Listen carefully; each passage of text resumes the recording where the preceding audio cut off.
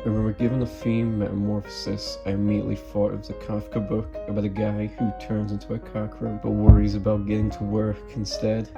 So when I mentioned this to my brother after I made a mind map, he simply responded, "Oh, bug in a bed." For some reason, I immediately thought of doing a morning routine for this cockroach, which I thought was like a funny twist on the story, and I thought it would be a great way to experiment with stop motion, and I hadn't seen anyone else do it.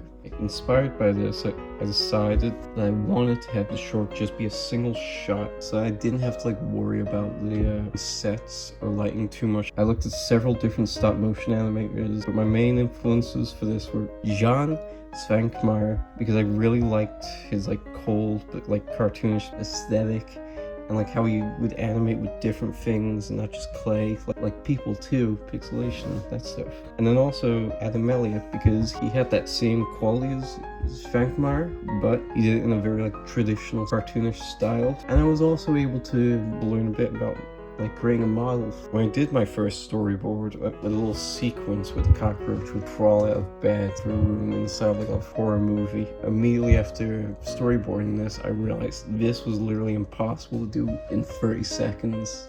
One thing I really liked in this first storyboard though was this little shot of a close-up to show him brushing his teeth, which I sort of did in the style of Svankmajer. Another thing that came out of this first storyboard was a little scene at the end where something happens to obscure the cockroach's face, and when it's unobscured, it's a person, which I thought would be a very fun way to revisit the Kafka book. I kept sketching ideas for this reveal, but I didn't get anything I thought was possible until I saw a morning routine where I dunked his head into a bucket of water, and I realized I could do that by having the cockroach just dunk out of frame and then have basically me appear instead, and just having two pieces of footage and cutting them together. And that's when I decided to do some pixelation.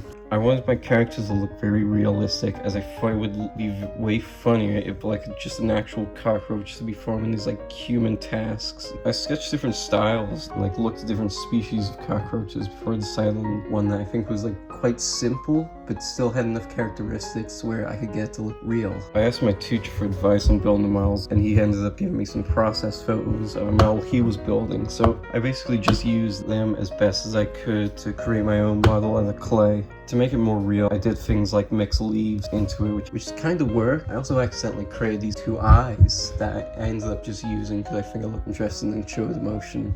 For my background, I just drew some squares to make them look like very normal bathroom tiles, and then mix some water and yellow markers together to make it a little rotten away. My original plan for props was simply photograph real versions of these at different angles and then laser cut them, and then basically replace them as a frame, because in my mind I thought it would work like forced perspective would look. I decided not to do this when we were talking about found object sculpts, which when put into practice just made stuff that fit better with tone, and also felt like a mashup of Elliott's and Svankmajer styles. First day in the studio filming with that model was just filled with issues. Because for one, for the first hour, my camera would not connect to Dragon Frame for some reason. Then, my model kept falling over because I didn't have one of the little pieces of wood that my teacher showed me that you're supposed to put your model on. And nothing I really did got to stand up. 3, the arms I had to make, they didn't hold anything, and they were way too heavy to just move up and down. At least I was able to figure out light and just getting used to the studio. When I filmed a few of my top-down shots, the next day I felt so much better that I decided I was going to make as much of the film top-down as possible. After about 3 panic attacks from another failed studio session, I finished by taking pictures of my props and simply just printing them out, hoping that I could just move them around for a very simple look.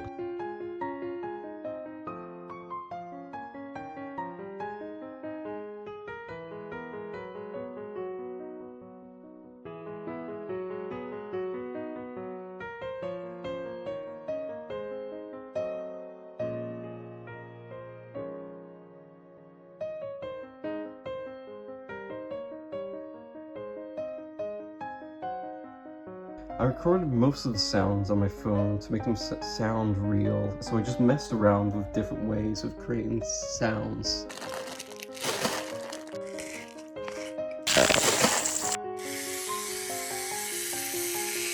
I then found sounds online that I couldn't record at the time. When I was looking for sounds online, I decided to also use the sound of rubber stretching to show my cockroach stretching in a way, or just doing basic movements. When this was layered on my other audio, it created an interesting result that felt kind of real, but like very creepy at the same time, which I liked. So overall, doing this was a very interesting experience. Like I really enjoyed learning the studio and how to use the lighting in that, and also practicing animation in a new form. I found that quite enjoyable. I do wish that I had planned better. I figured out how to make it simpler in the beginning. I also don't want to work with that clay again. I just can't. That caused way too many problems, and I hated using it. And the link to the animation in the description. Please give me a good grade. I really stressed out for this. Please.